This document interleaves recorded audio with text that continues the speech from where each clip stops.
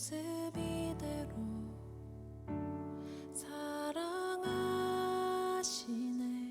연약함 그대로 사랑하시네.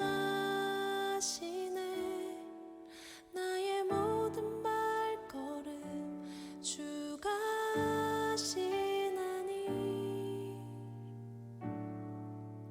날 인도하소서. 내 모습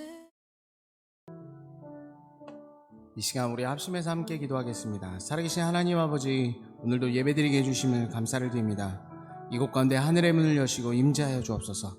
특별히 목마름과 갈망을 갖고 온 모든 예배자들, 이 시간 살아계신 하나님 만나주시고 역사하여 주옵소서.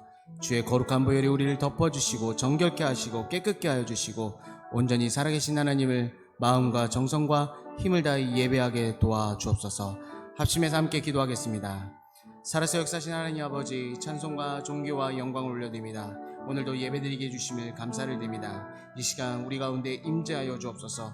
우리 예배 가운데 역사하시고 인도하여 주옵소서. 특별히 이 시간 우리가 목마름과 갈망과 간절함을 갖고 왔습니다. 살아계신 하나님, 우리를 만나 주옵소서.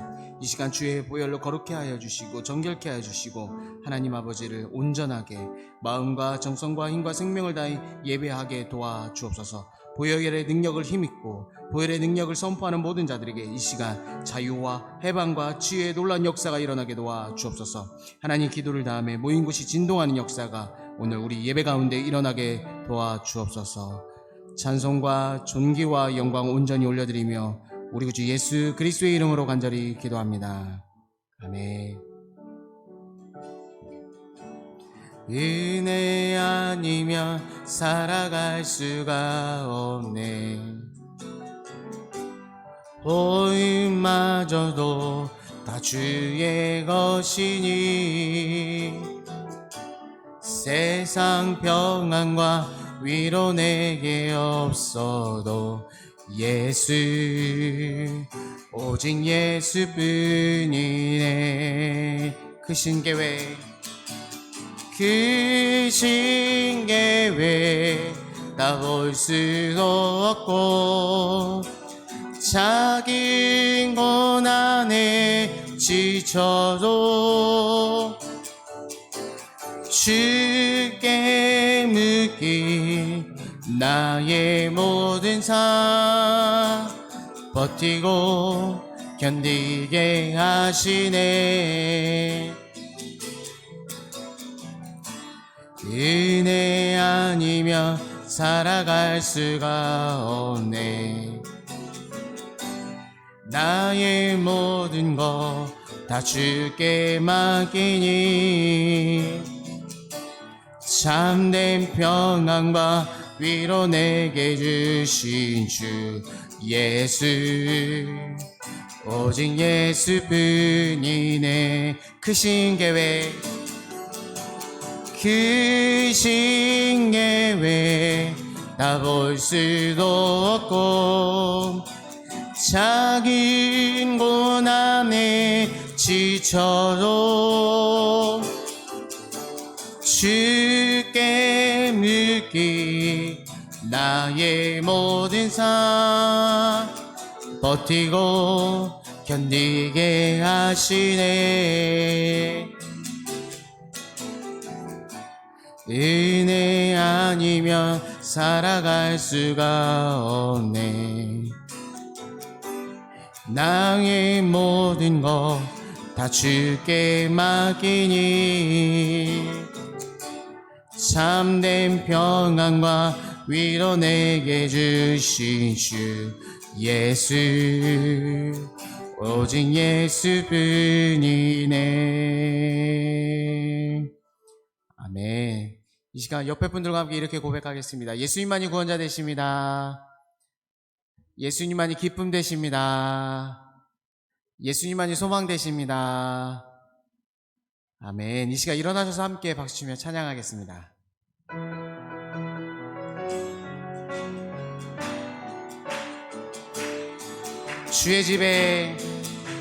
주의 집에 영광이 가득해. 주의 집에 영광이 가득.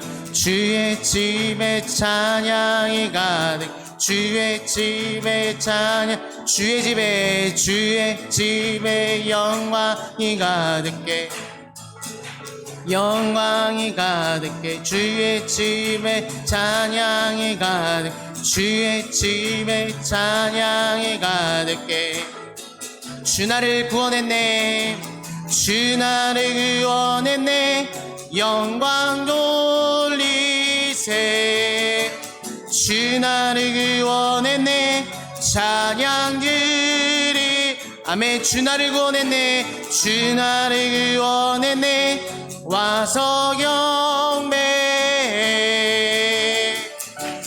영원히 영원히 영원히 영원히 온 세상 창조주 온 세상 구원자 모든 것 이기신 능력의 하나님 모든 마음을 주를 찬양해 모든 민족 주께 경배해 모두 승리하리 열방 얻게 되리 하나님께서 통치하시네 모두 승리하리 열방 얻게 되리 위대하신 왕 여호와 하나님 열방을 우리에게 주셨네 그 명령 따라서 열방을 취하리 모든 마음을 주를 찬양해 모든 민족 주께 경배해 찬양 할렐루야 찬양 할렐루야 찬양 할렐루야 하나님께서 통치하신 찬양 할렐루야 찬양 할렐루야 찬양 할렐루야 위대하신 왕 여호와 찬양 할렐루야 찬양 할렐루야 찬양 할렐루야 하나님께서 통치하시네 아멘 찬양 할렐루야 찬양 할렐루야 위대하신 왕 여호와 찬양하세 찬양하세 찬양하세 찬양하세 왕께 소리 높여 찬양 드리세 찬양하세 찬양하세 찬양하세 왕께 소리 높여 찬양 드리세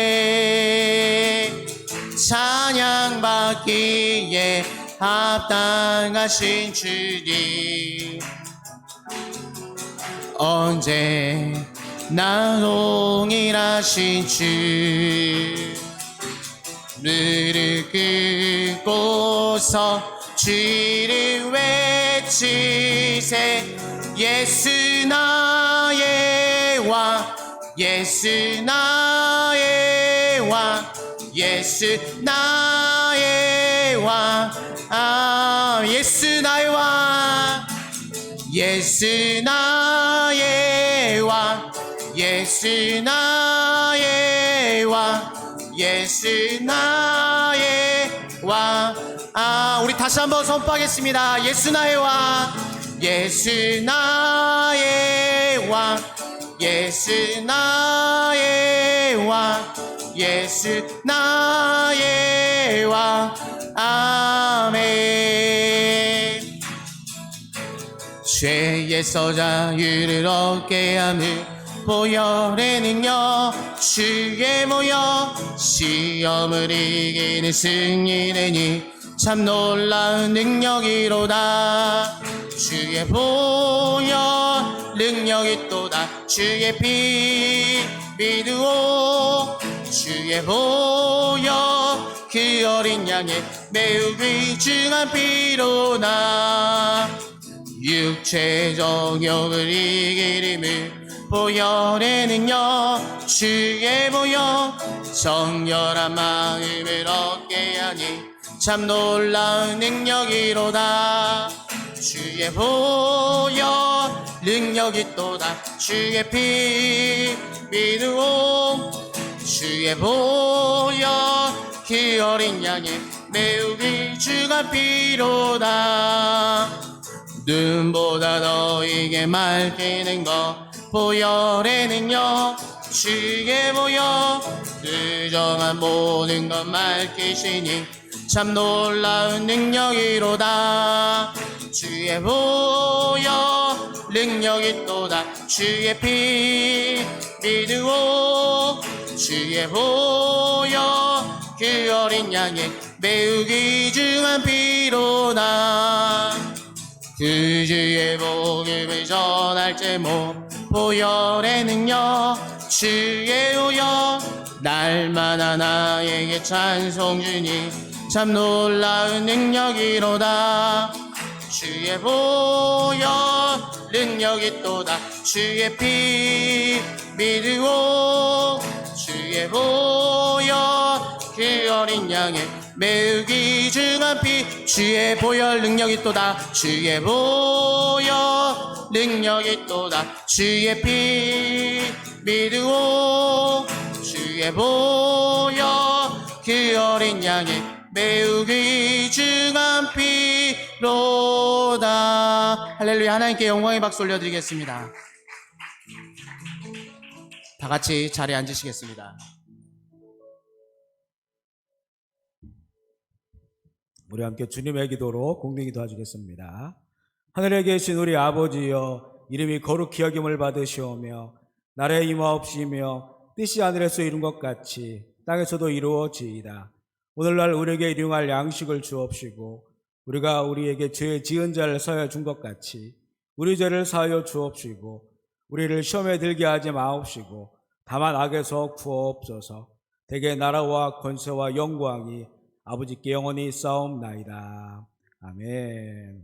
하나님의 말씀은 구약성경 창세기 45장 구약성경 창세기 45장 5절로 11절까지 말씀입니다. 창세기 45장 5절로 11절 말씀 저와 한 절씩 번갈아 가며 읽기를 원합니다. 창세기 45장 5절로 11절 제가 먼저 읽겠습니다. 당신들이 나를 이곳에 팔았다고 해서 근심하지 마소서. 한탄하지 마소서. 하나님의 생명을 구원하시려고 나를 당신들보다 먼저 보내셨나이다. 2년 동안 흉년이 들었으나 아직 5년은 밭갈이도 못하고 추수도 못할지라. 하나님의 큰 구원으로 당신들의 생명을 보존하고 당신들의 후손을 세상에 두시려고 나를 당신들보다 먼저 보내셨나니 보내니는 당신들이 아니요 하나님이시라. 하나님이 나를 바로에게 아버지로 삼으시고 그의 온 집으로 주로 삼으시며 애굽에 당신들은 속히 아버지께로 올라가서 아뢰기를 아버지의 아들 요셉의 말에 하나님이 나를 애굽 전국의 주로 세우셨으니 지체 말고 내게로 내려오사. 아버지의 아들들과 아버지의 손자들과 아버지의 양과 소와 모든 소유가 고센 땅에 머물러 나와 가깝게 갇힐겠습니다. 흉년이 아직 5해가 있으니 내가 거기서 아버지를 봉양하리이다. 아버지와 아버지의 가족과 아버지께 속한 모든 사람에게 부족함이 없도록 하겠나이다 하더라고 전하소서. 아멘.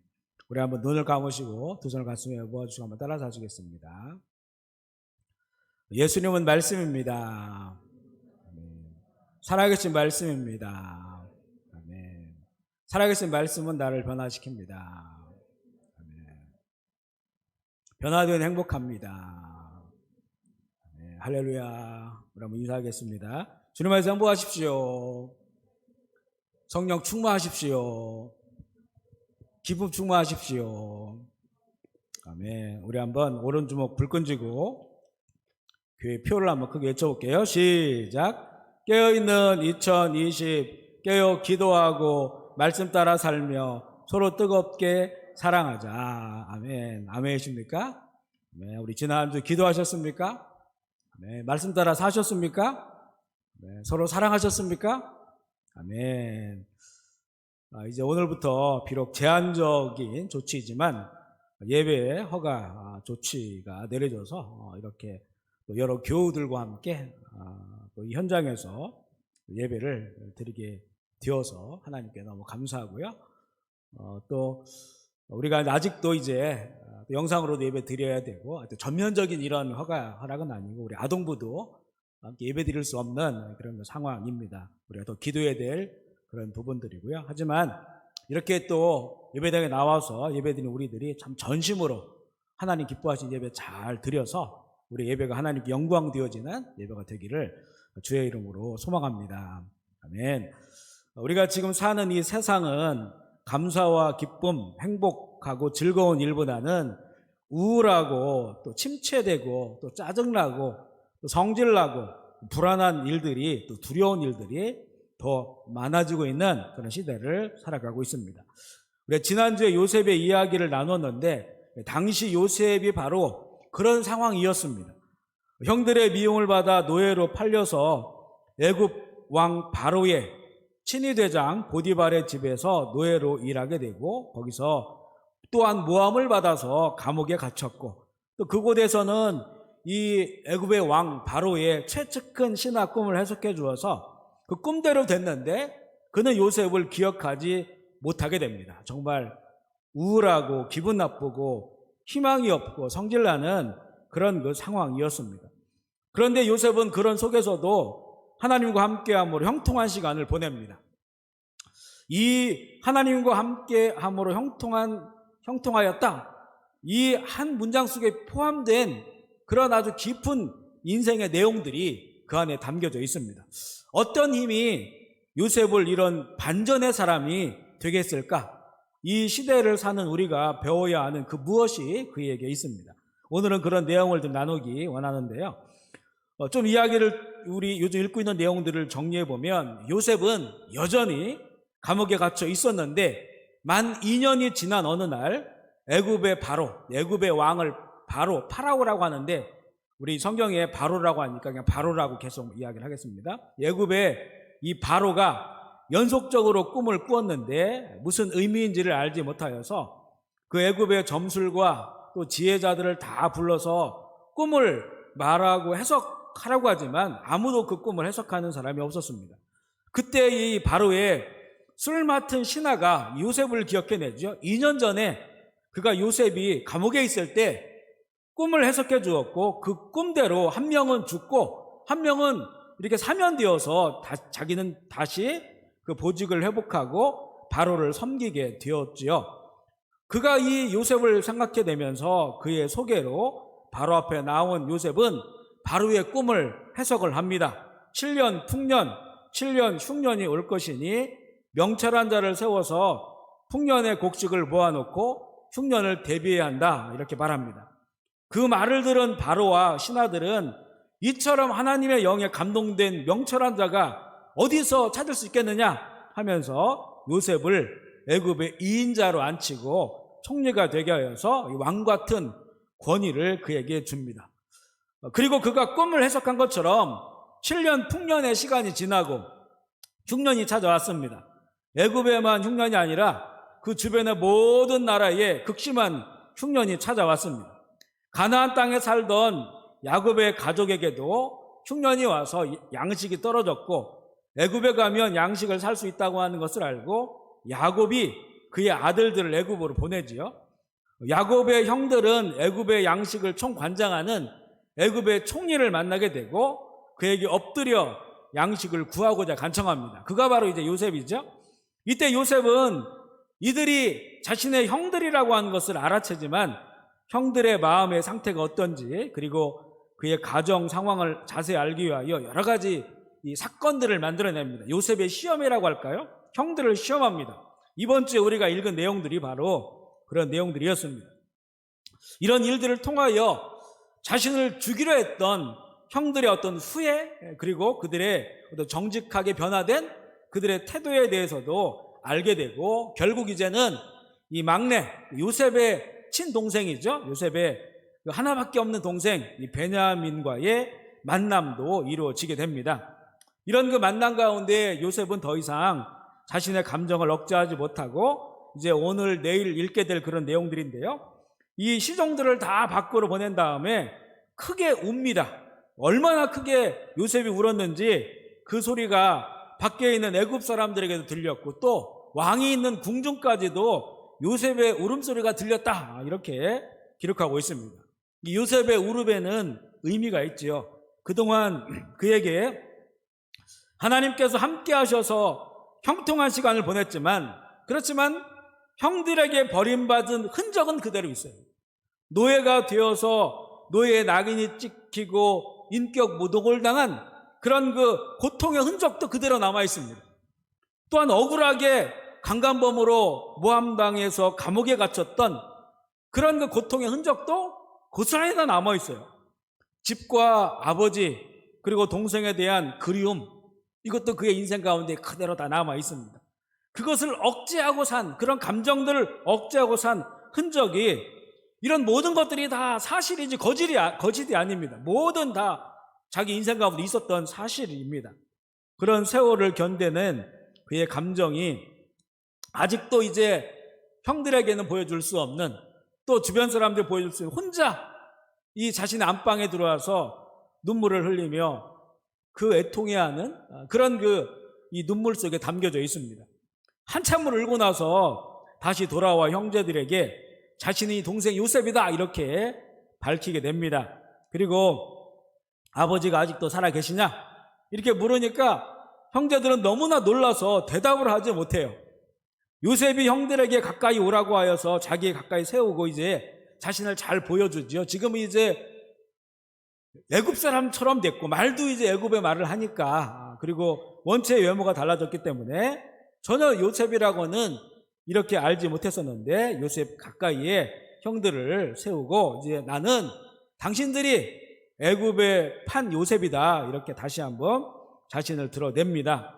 그러니까 요셉의 형제들이 얼마나 놀랐겠습니까? 아마 이들은 속으로 이제는 죽었다, 캄보디아 말로 응와바, 우리는 죽었다, 응와바, 이렇게 생각했을 거예요. 그들이 요셉에게 저지른 그 잔인한 그 범죄, 아버지 야곱이 요셉을 특별히 사랑했는데 그 거짓말로 그 아버지의 마음을 못을 박았어요. 수십 년을 아버지가 그렇게 고통 가운데 살았습니다. 이 범죄도 엄청난 거고요. 이 11번째 동생인 이 어린 요셉에게 한 그 사건, 그의 인생을 송두리째 파괴해버린 그런 그 형들입니다.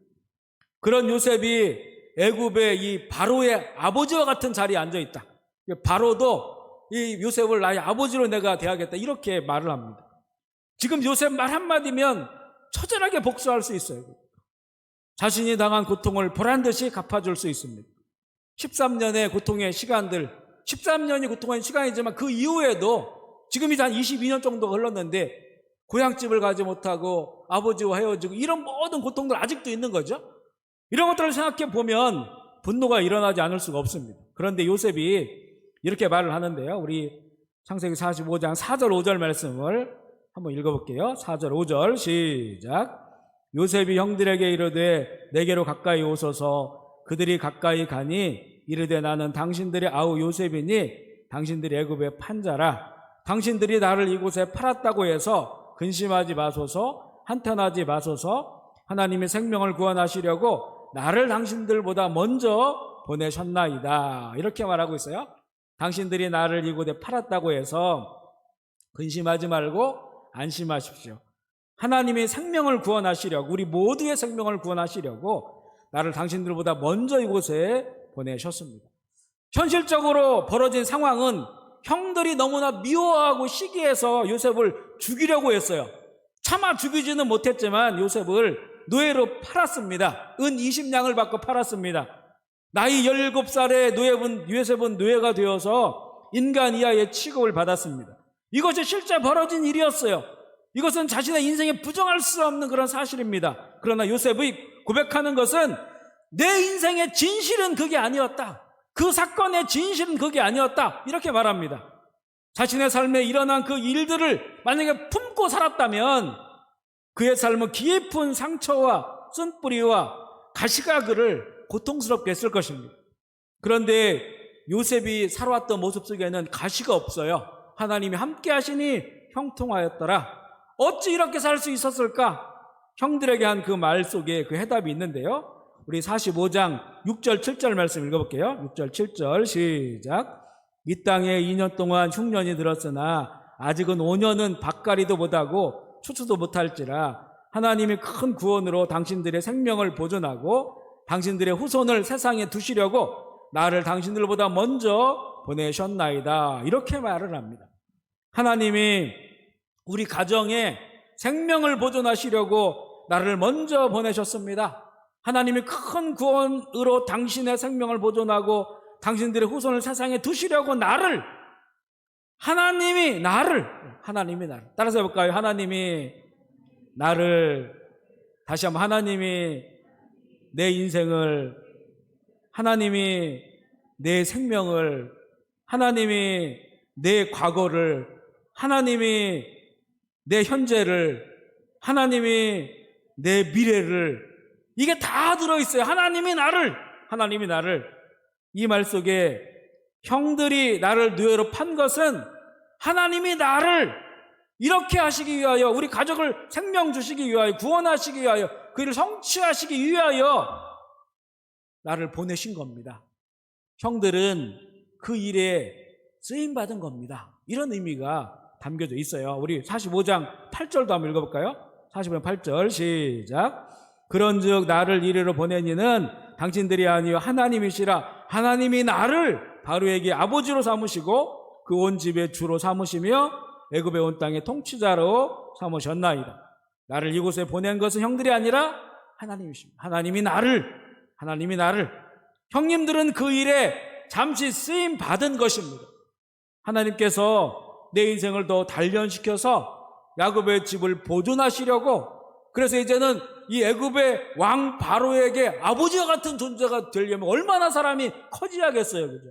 단지 꿈을 맞췄다고 그렇게 됩니까? 그게 아니죠. 얼마나 사람이 컸으면 이 애굽의 왕, 당시 애굽은 세계 최강의 나라입니다. 그 나라의 왕이 나를 아버지처럼 섬기고 그 나라의 주처럼 되게 그렇게 만드셨다. 야곱의 집을 보존하신다는 의미는 단지 야곱의 집이라고 하는 한 가족을 보존한다, 이런 말이 아닙니다. 여기에는 하나님께서 아브라함에 하신 언약이 담겨져 있어요. 그 언약을 이루신다고 하는 말인데요. 우리 창세기 15장 13절 14절 이 언약의 출발입니다. 이 내용이요. 한번 읽어볼게요. 시작.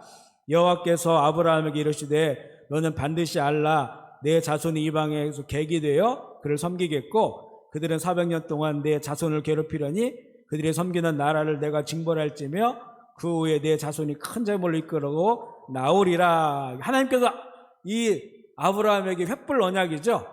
그 횃불 언약 속에 이 내용이 담겨져 있어요. 너희 자손이 이방에 객이 되어서, 그러니까 이방 땅에 간다는 거죠. 다른 나라에 간다는 겁니다. 거기에서 있다가 큰 재물을 이끌고 나오게 되리라, 이렇게 약속을 하신 겁니다. 바로 이 아브라함의 후손이 한 큰 민족이 되어서 가나안 땅에 돌아오게 된다고 하는 그런 언약이에요. 요셉은 이 하나님의 말씀을 이루기 위해서 자기가 먼저 애굽에 온 것이라고 하는 이런 고백을 하고 있어요. 그러면 이 요셉의 시대로부터 한참 더 뒤로 가서 그 시간이 흘러서 이들의 후손들은 이 사건을 어떻게 기억하고 있는가? 우리 시편 105편 8절에서 10절 말씀 읽어보겠습니다. 시작. 그는 그의 언약 곧 천대에 걸쳐 명령하신 말씀을 영원히 기억하셨으니 이것은 아브라함과 맺은 언약이고 이삭에게 하신 맹세이며 야곱에게 세우신 율례 곧 이스라엘에게 하신 영원한 언약이라. 아브라함과 이삭과 야곱에게 하신 그 언약을 세웠는데 그 언약은 아브라함의 자손이 큰 민족이 된다고 하는 언약이에요. 그리고 시편 105편 12절로 13절 말씀 읽어보겠습니다. 시작. 그때에 그들의 사람의 수가 적어 나그네가 되었고 이 족속에서 저 족속에게로 이 나라에서 다른 민족으로 떠돌아다녔도다. 그렇지요. 가나안 땅에서 아브라함과 이삭과 야곱 유목민이었어요. 움직이면서 양을 치는 유목민. 그래서 숫자가 적었어요. 그 나그네처럼 이곳저곳 다니면서 이렇게 다녔단 말이에요. 언제 민족을 만들게 됩니까? 그래서 이제는 시편 105편 16절로 19절 우리 지난주에 읽은 말씀인데요. 시작. 그가 또 그 땅에 기근이 들게 하사 그들이 의지하고 있는 양식을 다 끊으셨도다. 그가 한 사람을 앞서 보내셨으며 요셉의 종으로 팔렸도다. 그의 발은 착고에 차고 그의 몸은 쇠사슬에 매였으니 곧 여호와의 말씀이 응할 때까지라 그의 말씀이 그를 단련하였도다. 바로 이 일을 위하여 이렇게 유목민이 되어서 나그네처럼 이곳저곳을 떠돌아다니던 이 아브라함과 이삭과 야곱 그 후손들을 더 큰 민족으로 만들기 위하여 그 말씀이 응하기 위하여 요셉을 먼저 이렇게 애굽 땅에 보냈다는 겁니다. 그 과정이 이제 그 요셉의 고난과 고통의 그 시간들이 그 안에 있어서 요셉이 단련되어져서 그 일을 성취하는 그런 사람이 되게 되었다. 이런 말씀이에요. 여기에 보면요. 요셉 스스로도 그렇게 고백을 하고 그의 후손들도 요셉의 사건을 기억하면서 누구 하나 요셉 형들이 잘못되었다. 형들이 몹쓸짓했다. 요셉은 그래도 고통스러웠다. 요셉은 불행한 시절이 있었다. 형들이 심판받아야 된다. 이렇게 말하는 게 하나도 없어요. 그죠? 요셉도 그렇게 말하지 않고 그 후손들도 그렇게 말하지 않습니다. 하나님의 섭리였다. 이렇게 말하고 있어요. 노예가 되어 애굽에 온 것도 보디발의 집에서 일을 하게 된 것도 보디발 아내의 모함으로 억울한 누명을 쓰게 된 것도 그리고 그 수치를 당하고 감옥에 갇힌 것도 왕들의 죄수가 갇히는 감옥에 갇혔다고 했죠. 이 모든 것이 다 하나님의 섭리 가운데 있었던 사건들이다. 이렇게 하나님 중심으로 자신 인생을 보게 되면서 놀라운 인생의 변화가 와요. 그에게 상처에 쓴뿌리가 없어요. 그 아픔의 흔적은 있는데 이것이 상처의 쓴뿌리가 되지 않았어요. 아픔의 흔적은 있는데 그것이 가시처럼 돋아나지 않았습니다. 사람에 대한 분노도 없습니다. 오히려 이런 고난도 기뻐하고 그 감사하는 그 삶을 가지고 있으니까 그가 모든 일에 형통하게 되지 않았겠습니까? 사람들에 대해서도 은총의 사람이 되는 것을 보게 됩니다. 우리 창세기 45장 7절을 다시 한번 읽어볼까요? 창세기 45장 7절 시작. 하나님이 큰 구원으로 당신들의 생명을 보존하고 당신들의 후손을 세상에 두시려고 나를 당신들보다 먼저 보내셨나이다. 요셉은 청소년 시절에 꿈을 꾸었습니다. 형들이 자신에게 절하는 꿈, 그리고 부모와 형들이 자신에게 절하는 꿈을 꾸었습니다. 그런데 그 꿈이 그가 살던 가나안 땅에서 양을 치는 이런 그 유목민의 삶을 살면서 어떻게 해야 그 꿈이 이루어질까요? 어떻게 해야 11번째 아들에게 무슨 일이 일어나야 형들이 큰 절을 하고 그 부모들이 같이 절을 하겠습니까? 그곳에서는 이룰 수 없는 그런 꿈이었어요. 그런데 요셉이 당시에 가장 강대국인 애굽의 총리가 되니, 그리고 애굽의 왕도 그를 존경하니 요셉이 가는 곳마다 모든 사람이 절을 합니다. 양식을 살아온 외국인들도 다 절을 합니다. 모든 사람이 자신에게 절하는 이 장면을 보면서 아마 그때 그는 이렇게 생각했을 거예요. 그가 절할 수 있는 사람은 오직 한 명밖에 없어요. 애굽의 왕 바로밖에 없습니다. 그리고 그는 모든 사람들에게 이제 절을 받습니다. 이렇게 절을 받으면서 무슨 생각을 했겠어요? 자기가 꾼 꿈, 형들이 자기에게 절을 했잖아요. 형들이 나를 찾아올 것이다. 찾아올 것이다. 그리고 이제는 가뭄이 들었습니다. 온 세계에. 모든 사람이 절하는 이 장면에서 그가 꾼 꿈이 지금 이루어지고 있다고 하는 것을 얼마든지 그가 느낄 수 있었습니다. 그러면 그의 마음에 어떤 마음이 있었겠나? 하나님이 내 삶을 이끌고 계시는구나. 왜냐하면 그 꿈은 자기가 만들어낸 꿈이 아닙니다. 하나님이 주신 꿈이에요. 그런데 지금 많은 사람들이 자기에 절하고 있으니까 가는 곳곳마다 하나님이 주신 꿈이, 이게 우리로 말하면 하나님의 말씀이 지금 이루어지고 있구나. 내가 지금 하나님의 계획 속에 살아가고 있구나. 하나님의 섭리 가운데 살아가고 있구나. 하나님이 나를 이끌고 계시는구나. 이렇게 그의 마음 가운데 그의 고백이 있단 말이죠. 하나님께서 내 인생을 이끌고 있다는 확신이 드니까 고되었던 자신 인생에 대해 어떤 연민도 없어요. 나 너무나 고생했어, 힘들었어, 나쁜 형들, 이런 연민들이 없어요. 복수심이 다 사라져 버린 것입니다. 하나님이 내 인생을 지금 이렇게 이끌고 있다고 하는 이 고백, 이것을 인정하는 삶, 내면에 엄청난 변화를 주죠. 그리고 언젠가는 자신 앞에 나타날 형들을 기다리고 있어요. 그래서 그 높으신 요셉이 일일이 외국에서 온 모든 사람들을 다 만나서 양식을 팔잖아요. 왜 그렇겠어요? 밑에 사람들 시키면 되지. 그죠? 형들이 올 것을 기다렸던 거예요. 그러면서 또 이제 그 일을 통하여 이루어질 하나님의 사건, 그 사건은 아브라함과 할아버지 이삭과 야곱 통해서 들은 이야기입니다. 하나님의 약속, 분명히 그 일이 이루어지게 될 것이다라고 하는 하나님의 사건을 기다리고 있었던 겁니다. 결국 형들이 자기에게 나타났을 때 형들을 품에 안았습니다. 복수나 분노가 아니라 오히려 그들을 애굽 땅으로 초청하여서 풍성한 생명을 함께 누리자, 이렇게 초대를 합니다. 창세기 45장 10절 11절 말씀 읽어보겠습니다. 10절 11절 시작. 아버지의 아들들과 아버지의 손자들과 아버지의 양과 모든 소유와 고센 땅을 머물며 나와 가깝게 하소서. 흉년이 아직 5해나 있으니 내가 거기서 아버지를 봉양하리이다. 아버지와 아버지의 가족과 아버지께 속한 모든 사람에게 부족함이 없도록 하겠나이다 하더라. 전하소서. 요셉은 아버지 야곱과 그 모든 형제들에게 이제 보다 더욱 풍성한 생명을 열어주기를 원합니다. 복수가 아닌 축복의 자리로 그들을 초청하는 거예요.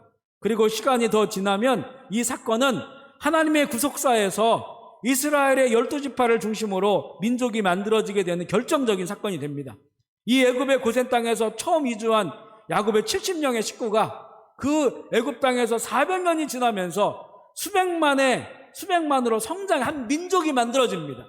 그러니까 이 요셉이 그 아버지 야곱의 가정을 초청해서 이곳 가운데 지낸 그 400년, 그것이 어머니의 자궁처럼 이스라엘이라고 한 나라를 잉태하게 만드는 그 하나님의 구속사가 성취되어지는 그런 이 출발이 바로 요즘 우리가 읽고 있는 이 사건을 통해 보게 됩니다.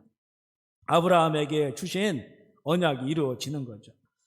요셉이 형제들에게 버림받고 떠난 나이가 17세입니다. 그리고 나이 30세에 총리가 되고 7년 풍년이 지나가고 현재 흉년 2년째이기 때문에 그래서 요셉의 나이는 이제 39세 정도가 된 겁니다. 형제들에게 버림받은 지가 22년이 지나는 그런 해입니다. 22년 동안 자신의 인생을 세상적 눈으로 보았다면 그는 제정신으로 살지 못했을 거예요. 만약에 그가 이렇게 엄청난 권세를 갖고 있다면 히틀러 같은 자가 됐을 것입니다. 히틀러 같은 사람. 그러나 그는 하나님 중심, 말씀 중심으로 자신의 인생을 보았습니다. 아브라함과 이삭과 야곱에게 주신 언약과 그 언약을 꿈으로 보여주신 하나님의 뜻으로 자기의 인생을 본 것입니다. 그 증거가 그가 어디에 있어도 하나님께서 함께 하심으로 모든 일이 형통했다고 하는 그 말씀 속에 담겨져 있습니다. 하나님께서 함께 하셔서 형통했다는 말은 복수심, 우울감, 분노, 신경질, 불평, 불만과 어울리는 말이 아닙니다. 그는 자신이 당한 모든 일들을 하나님이 나를 그분 뜻 안에서 여기 이곳에 이렇게 하셨다고 그렇게 인정하면서 그는 살아갔습니다. 지난 일도 지금 일도 앞으로의 일도 그분의 계획 안에 있음을 인정하고 그 뜻을 이루기 위하여 정직하게 살았습니다. 남 탓하지 않았습니다. 뒤에도 읽다 보면 요셉만이 아니라 아버지 야곱을 통하여 이 12형제 요셉을 미워하고 죽이려고 했던 그 형제들의 변화를 요즘 우리가 이 말씀을 읽으면서 보잖아요. 베냐민 대신에 유다가 내가 죽겠습니다. 나를 대신해서 베냐민을 살려주세요. 이렇게 막 변화되는 거예요. 자신이 한 일들을 후회하는 그런 모습들을 보여주고 다 정직하게 말합니다. 거짓말이 하나도 없어요. 요셉에게 하는 그런 형들의 말들이. 그죠? 이렇게 변화돼. 그래서 결국에는 이 남은 이 요셉의 형제들에게도 하나님의 계획이 선포돼요. 야곱이 그들을 다 축복합니다. 한 명 한 명씩. 그리고 그 일은 그들의 역사가 됩니다. 그렇다면 우리도 마찬가지지요. 그리스도 안에서 우리 모두에게 하나님의 특별한 계획과 섭리가 있습니다. 전에는 동생을 팔았던 아니면 죽이려고 했던 그런 형들에게도 하나님의 모든 말씀이 그들에게도 선포돼요. 그리고 그 모든 일들은 다 이루어집니다. 우리도 마찬가지예요. 우리도 비록 연약하고 부족하고 우리에게도 이런 죄악의 이런 그 삶의 문제들이 있었지만, 그러나 이제 그리스도 안에서 하나님 중심으로 나를 본다면 그 섭리와 계획을 우리가 갈망하면서 그 하나님의 뜻과 말씀 속에서 정직하게 성실하게 우리가 살아간다면 그리스도 안에 있는 우리를 향한 모든 특별한 계획과 섭리가 있음을 우리가 믿고, 비록 지금은 명확하게 무엇인지는 알 수 없지만 내가 그 섭리의 길에 서 있음을 우리가 믿으면서 하나님 중심으로 나의 지나온 시간들을 바라볼 수 있어야 되고, 지금 마주친 시간들 그리고 앞으로 다가올 시간들을 볼 수 있어야 합니다. 그래서 우리 모두가 하나님이 나를 그렇게 하셨노라고 증거할 수 있게 되기를 주의 이름으로 소망합니다. 그런 인생을 하나님께서도 기뻐하시고 나도 기쁘고 내 주변의 사람들로 다 기뻐하는 겁니다. 은총의 사람이 되는 겁니다. 이런 은혜가 있기를 주의 이름으로 축복합니다. 아멘. 우리 이 시간에 우리 함께 짧게 한번 통성으로 기도하기를 원합니다. 이제 함께 기도할 때는 하나님 앞에서, 하나님이 나를 여기까지 인도하신 하나님 앞에서 우리가 기도할 때 내 인생을 좁게 보지 말고 세상적으로 해석하지 말고 하나님이 나를 이라고 하는 하나님 중심으로, 말씀 중심으로, 믿음의 눈으로 보게 하소서. 내 인생을 통해서 하나님의 뜻과 계획이 이루어지고 있음을 믿고 그 뜻 안에 살아가게 하옵소서. 우리 주의 이름 부르고 통성으로 기도하겠습니다. 주여, 주여, 주여. 아버지 하나님, 이 시간에 하나님 우리의 인생이 정말 바뀌기를 원합니다. 우리의 생각이 바뀌기를 원합니다. 내 인생을 향한 하나님이 나를 이웃 가운데 인도하셨음을, 나의 모든 과거도 현재도 나의 모든 미래도 하나님의 그 계획 안에 내가 서 있음을, 이것을 바라보게 하여 주옵소서. 이것을 믿는 눈을 허락하시고, 그러나 이는 세상적인 시각이나 세속적인 아버지 관심으로 보는 것이 아니고 하나님 중심으로, 말씀 중심으로 바라보게 하셔서 그 뜻을 이루가시는 하나님 앞에서 정직함과 성실함으로 살아가서 하나님이 함께함으로 형통한 인생이 되게 하시고, 하나님도 기뻐하시는 인생, 나도 기쁜 인생, 많은 사람도 나를 통하여 기뻐하는 인생이 되게 하시고, 우리가 하나님 이제 은총의 사람들이 되게 하여 주옵소서. 우리 안에 모든 쓴뿌리는 다 떠나가게 하시고 가지도 친 마음들은 떠나가게 하시고, 하나님 날 여기까지 이끌었음을 감사하며 기뻐하며 그 뜻을 이루는 우리들이 되게 하여 주옵소서. 주님, 우리 두 손을 가슴에 모아주시면 제가 한번 기도하겠습니다. 하나님 아버지 감사합니다. 이렇게 함께 모여 예배하게 하시고, 또 우리 요셉 이야기를 통하여 하나님이 나를 내가 지나온 시간도, 지금 마주친 시간도, 또 이제 나의 미래도 하나님의 특별한 계획과 섭리 속에 있었다고 고백하는 이 요셉의 고백을 우리도 할 수 있는 믿음을 주시옵소서. 하나님 우리의 인생을 세상적으로 해석하지 않게 하시고, 주님 남들이 하는 것처럼 그런 세상적인 관점을 보지 않게 하시고, 하나님 중심으로, 말씀 중심으로, 주님 성령 안에서 우리 인생 가운데 뜻을 펼쳐가시는 하나님의 그 손길을 보게 하시며, 지금 명확히 그 뜻이 무엇인지는 모르겠지만 그 과정 가운데 서 있음을 믿고, 주님 우리의 모든 일도 감사하며 기뻐하며 하나님의 뜻이었음을, 그리고 지금 마주친 이 시간도 하나님의 시간이 내 인생 가운데 흘러가고 있음을, 그리고 이를 통하여 결국 하나님의 계획하신 모든 일들이 나를 통하여 이루어지게 될 것임을 믿고 소망하며 나아가게 하여 주옵소서. 우리의 생각이 바뀌게 하시고 우리의 마음이 바뀌게 하시고, 주님 우리의 또 인생도 더 변화되어서 하나님을 기쁘시게 하고 우리의 주변의 사람들을 또 기쁘게 하고 우리 개인의 삶도 행복한 삶, 은총의 사람이 되게 하여 주시옵소서. 감사를 드리며 우리 구주 예수 그리스도의 이름으로 기도합니다. 하나님 영광의 박수를 드리겠습니다. 할렐루야. 우리 먼저 광고하는 시간을 갖고요. 그리고 또 헌금하고 또 축도로 이렇게 마치겠습니다. 이렇게 제한적인 조치지만 또 이렇게 현장 예배를 드리게 돼서 너무나 감사드리고요.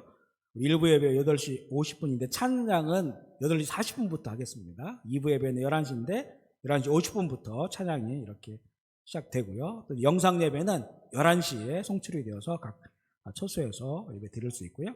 화요 성경 공부, 수요 성경 공부 여전히 진행되고요. 아직은 이제 차량 운행하는 것과 주일 애차는 조금 상황을 지켜보면서 우리가 재개할 수 있도록 공지를 하겠습니다. 이번 주에 푸른주번이 있어서 스태프들 절기 휴가로 새벽 차량 운행이 월요일부터 목요일까지 쉬게 되니까요. 이렇게 서로 카풀하시고 이용하시면 좋겠습니다.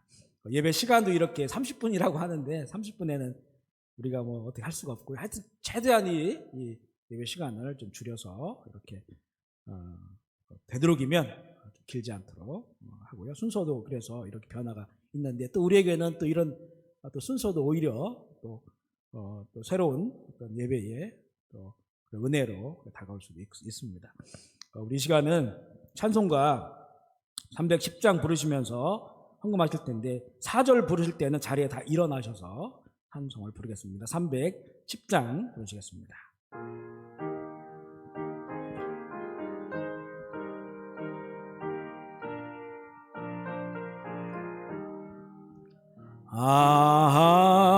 하나님의 은혜로 있을 데 없는 자 왜 구속하여 주는지 난 알 수 없도다. 내가 믿고 또 의지함은 내 모든 형편 아시는 주님 늘 보호해 주실 것을 나는 확실히 아네. 왜 내게 새의 믿음과 또 복음 주셔서 내 마음이 항상 편한지 난 알 수 없도다. 내가 믿고 또 의지함은 아시는 주님 늘 보호해 주실 것을 나는 확실히 아네. 왜 내게 성령 주셔서 내 마음 감동해 주 예수 믿게 하는지 난 알 수 없도다. 내가 믿고 또 의지함은 내 모든 형편 아시는 주님 늘 보호해 주실 것을 나는 확실히 아네. 주 언제 강림 하실지 복밤에 옥나가제 또 주님 만나갈 그곳도 난 알 수 없도다. 내가 믿고 또 의지함은 내 모든 형편 아시는 주님 늘 보호하실 것을 나는 우리 4절 한 번만 더 하겠습니다. 주 언제 강림하실지 주 언제 강림하실지 복밤에 옥나가제 또 주님 만나갈 그곳도 난 알 수 없도다. 내가 믿고 또 의지함은 내 모든 형편 아시는 주님 늘 보호해 주실 것을 나는 확실히 아네. 네, 아멘. 하나님 아버지 감사합니다. 죄와 사망 가운데서 죽을 수밖에 없었던, 아니 죽었던 우리들을 하나님 아버지의 사랑으로 예수 그리스도의 십자가의 은혜로 그 흘리신 보혈로 우리의 죄값 치러 주셔서 우리를 구원하시고 이제 죽어도 천국이요 살아도 하나님의 나라를 향하여 하루하루 나아가게 하신 주님의 은혜에 감사하고 또 감격하여서 또 이렇게 우리 교우들과 함께 이 현장에서 또 예배드리고 또 영상으로도 각자 처소에서 예배드리게 하시니 주님 감사합니다. 그 은혜와 사랑이 너무나 크고 감격스러워서 우리에게 허락하신 제물의 마음을 담아 예물을 올려드리오니 하나님 아버지 예물을 받아 주시옵소서. 이에 우리의 쓰여진 곳곳마다 죽었던 영혼들 살아 돌아오게 하시고 하나님의 나라가 이루어지게 하여 주옵소서. 드린 손길 꼭 붙잡아 주시고 우리의 인생 하나님이 나를 또 예수 그리스도 이 땅 가운데서 예수 그리스도 안에서 살아가고 내 안에 계신 주님과 함께 친밀한 사랑의 교제 속에서 하나님이 나를 이끌어 가시는 그 동행하심의 은혜를 누리게 하여 주옵소서. 기쁨과 또 즐거움이 사라져버리는 세상 가운데서 우리는 하나님의 기쁨으로 기뻐하게 하시고 예수님의 행복으로 우리도 행복하게 하시고 날마다 그 즐거움과 기쁨으로 살아가고 우리의 즐거움과 기쁨이 흘러가서 이 땅에 많은 사람들을 구원하는 아름다운 주님의 편지들이 되게 하여 주시옵소서. 이 시간 한국의 병상에 누워있는 혜원이를 기억하여 주시고 하나님의 살아계심의 생명의 은혜가 혜원이의 그 몸과 영혼을 덮어주시어서 잠에서 깨어나게 하시고 하나님께 영광 올려드리는 주님의 귀한 딸 되게 하여 주옵소서. 또 육신의 크고 작은 질병과 마음과 정신의 아픔으로 또한 코로나 시절 어려운 그 길을 걷고 있는 우리 형제 자매들 주님 정말 요셉처럼 낭망하지 않게 하시고 하나님이 함께 아주 형통한 길을 걸어가게 하시고 이 모든 길들이 하나님의 섭리였음을 하나님의 시간이었음을 오히려 더 감사하며 더 주님을 환하게 볼 수 있는 그런 기회가 되게 하여 주시옵소서.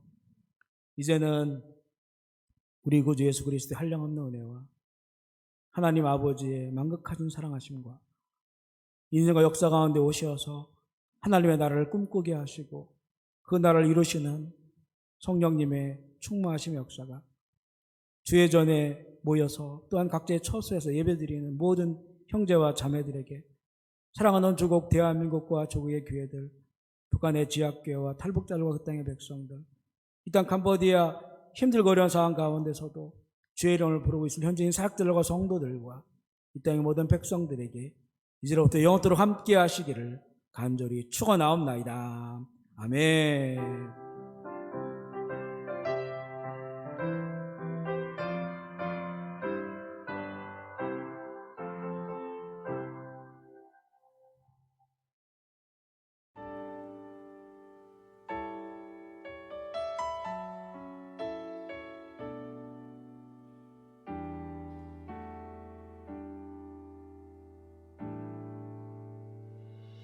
내 모습 이대로